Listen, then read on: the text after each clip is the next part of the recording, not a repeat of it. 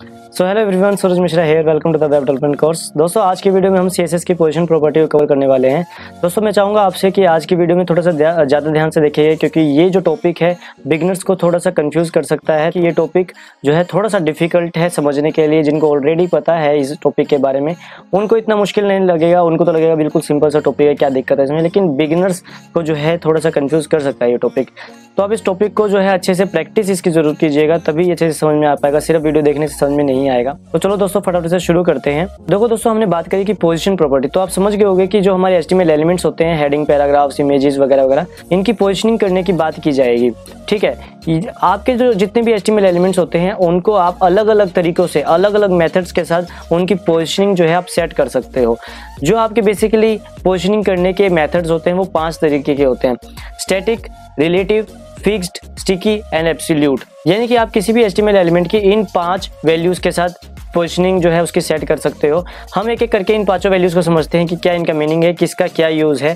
दोस्तों सबसे पहली बात तो ये कि जो आपकी सबसे पहली वैल्यू है स्टैटिक वैल्यू, उसका कोई भी स्पेशल इफेक्ट नहीं है, कोई भी स्पेशल उसके अंदर कोई भी ऐसे मतलब पोजीशनिंग इफेक्ट नहीं उसका होएगा। वो आपकी जो है बाय डिफॉल्ट वैल्यू है। हर एक एचटीएमएल एलिमेंट जो है बाय डिफॉल्ट जो है स्टैटिक पोजीशनिंग को जो है फॉलो करता है, उसमें के अंदर कोई भी स्पेशल इफेक्ट नहीं होता। यानी कि हमारा एक तो पहले एलिमिनेट हो गया।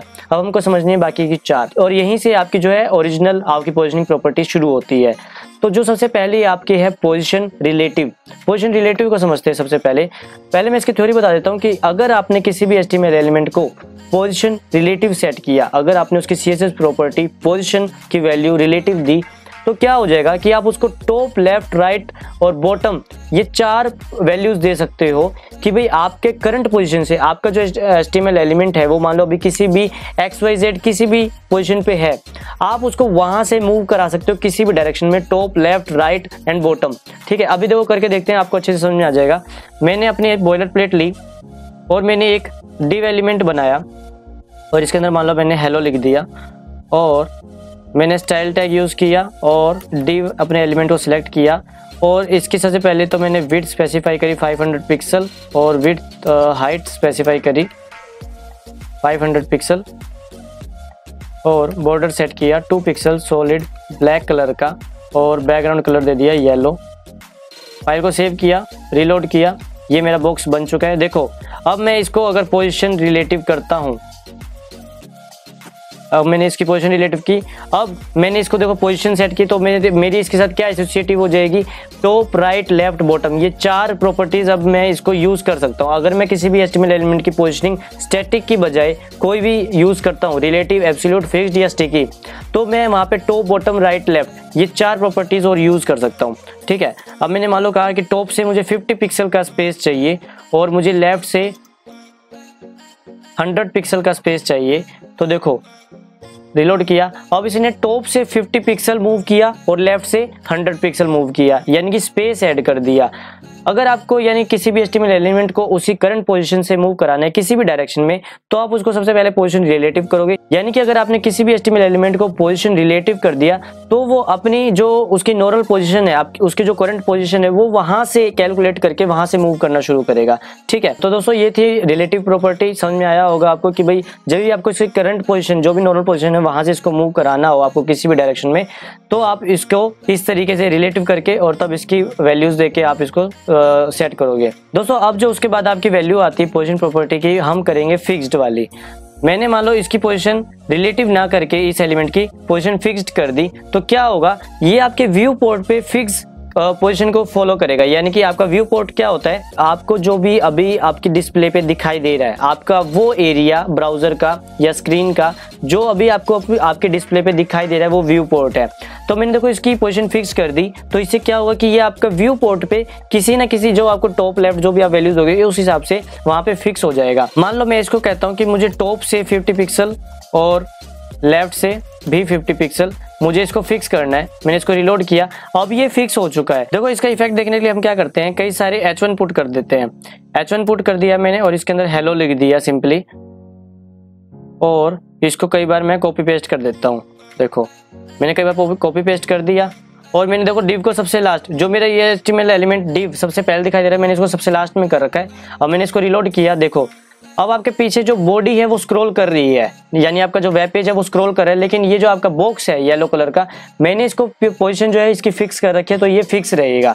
ठीक है, अगर आपने मेरी लास्ट वीडियो देखी हो जिसमें मैंने अपना एक W3 स्कूल की जो टेम्पलेट थी वो एज इट इज डिजाइन करी थी, उसमें जो टॉप नेव बार था वो फिक्स था आपका, और जो पूरी बॉडी थी वो स्क्रॉल कर रही थी, तो उसको मैंने पोजीशन फिक्स किया था।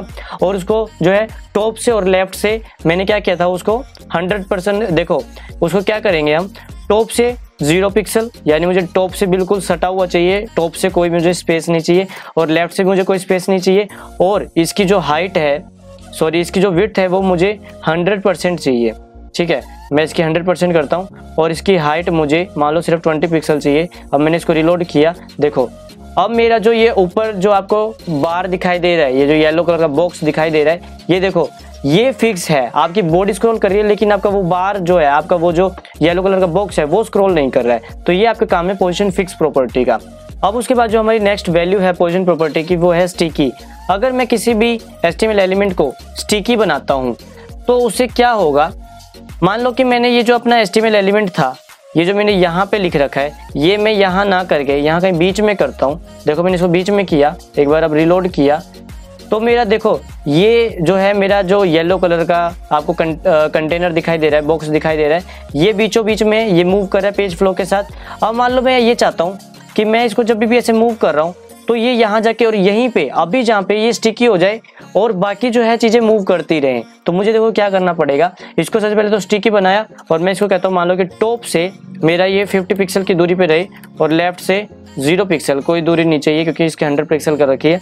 अब इसको रिलोड किया मैंने, देखो अब मेरा ये जो है ये येलो बार आया, और ये देखो यहाँ पे ये स्टिकी हो गया, समझ में आया। ये देखो ये यहाँ पे स्टिकी, इसके बावजूद आपके जो HTML वो है वो आपका जो है मूव कर रहा है, लेकिन आपका ये बार वहीं पे स्टिकी हो जाएगा।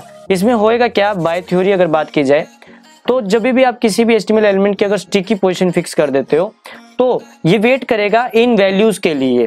ठीक है, जब तक ये वैल्यूज आपकी मैच नहीं हो जाएंगी उस एलिमेंट की, तब तक वो नॉर्मल पेज फ्लो के साथ वो स्क्रॉल करता रहेगा। जैसे ही आपकी ये वैल्यूज मैच हो जाएंगी, यानी कि वो पोजीशन इस वैल्यूज पे पहुंच जाएगी कि टॉप से 50 पिक्सल और लेफ्ट से 0 पिक्सल, जैसे ही इस चीज को मैच कर जाएगा वो वहीं पे स्टिकी हो जाएगा, वहीं पे वो फिक्स हो जाएगा। ठीक है, तो इस तरीके से हमारी स्टिक की जो प्रॉपर्टी है वो काम करती है। तो देखो दोस्तों, उसके बाद जो हमारी वैल्यू आती है वो आती है पोजीशन एब्सोल्यूट।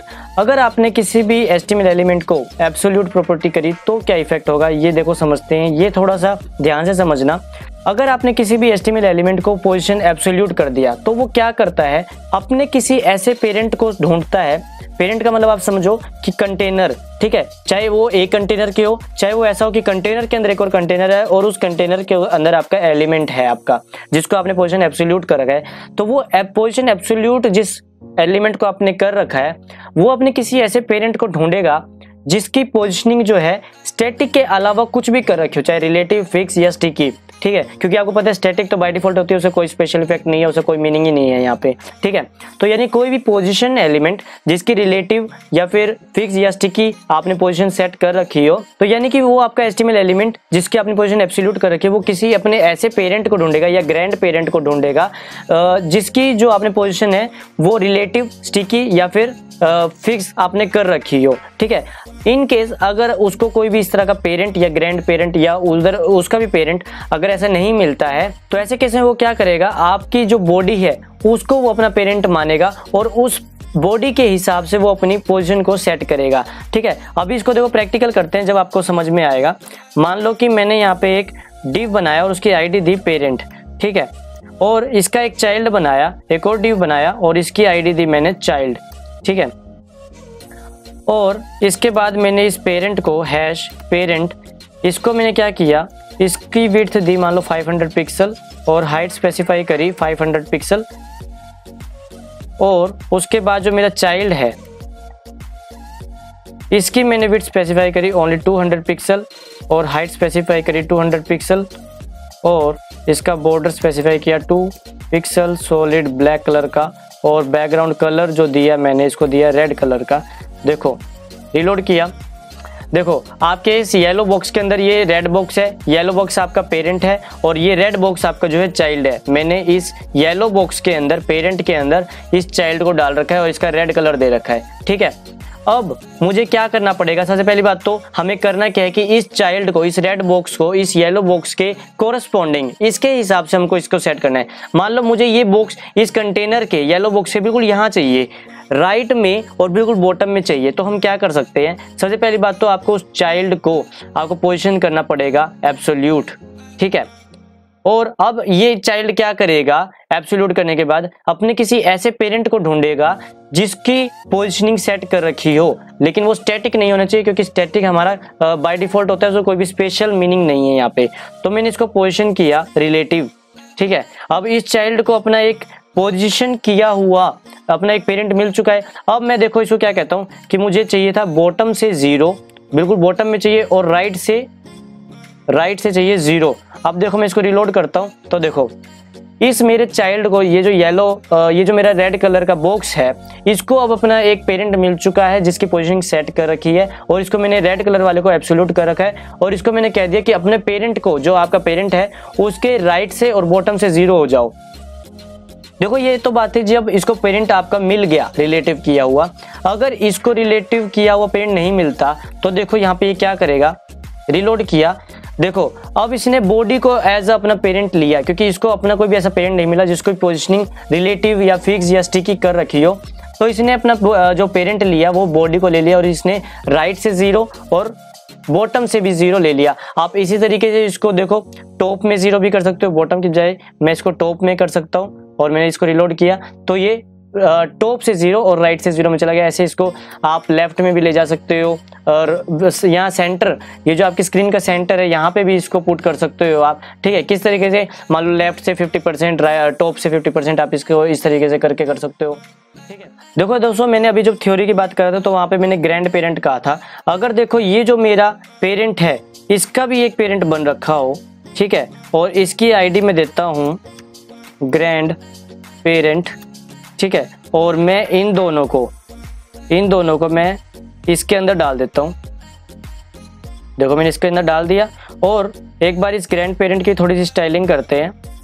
ये जो मेरा ग्रैंड पेरेंट था, ग्रैंड पेरेंट, इसको मैंने क्या किया, इसकी विड्थ स्पेसिफाई करी 700 पिक्सल, ठीक है, और हाइट स्पेसिफाई करी 700 पिक्सल, बॉर्डर स्पेसिफाई किया 2 पिक्सल सॉलिड ब्लैक कलर का, और बैकग्राउंड कलर मैंने मान लो दे दिया, ये जो एक्वा कलर दिखाई दे रहा है ये दे दिया।